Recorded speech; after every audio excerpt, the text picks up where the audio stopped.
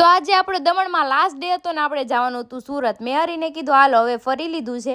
અને ગટુને અહીંયા ગમતું હતું કેમ કે બધે બીચ બંધ હતા, કંઈક પ્રમુખ આવવાના હતા ને એટલે હરી મને કે હાલ કંઈક બીજી જગ્યા લઈ દેવા. મેં કીધું હવે મારે તડકાનું નથી આવું, હવે આપણે સીધા સુરત ભેગા નીકળી જાય. તો ત્યાંથી અમે નીકળ્યા ને અમારી 2 4 વ્હીલ હતી. 2 4 વ્હીલમાં અડધા આમાં બેઠા હતા, અડધા આમાં બેઠા હતા. અમારી 4 વ્હીલમાં તમે જોયું હું કોઈ ન બેહવા દઉં કેમ કે મારી 4 વ્હીલ રહીને જો ખડકાઈ ગયા બધા 4 વ્હીલમાં ને ત્યાંથી નીકળી ગયા.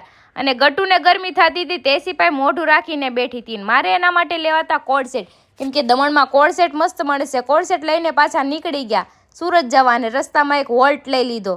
હોલ્ટ લીધો તો ત્યાં તો ગાર્ડન હતું. તો ગાર્ડન અમારા બેન ભાડી ગયા. જો આ લોનમાં એને તો મજા જ આવી ગયા. મનોજભાઈ મને ક્યાં ને લોન ન કહેવાય, ક્યાં ને ઘાસ કહેવાય. લ્યો હું કરવું મારે હવે આ મનોજભાઈનું. અને જમ્પિંગ જોઈ ગઈ તો જમ્પિંગમાં તો એને તો મજા જ પડી ગઈ જમ્પિંગ કરવાની. મેં કીધું હાલો બેન આપણે ઘરે જ આવતી કે ના મમ્મા હજી તો એ કે મારે રમવાનું છે.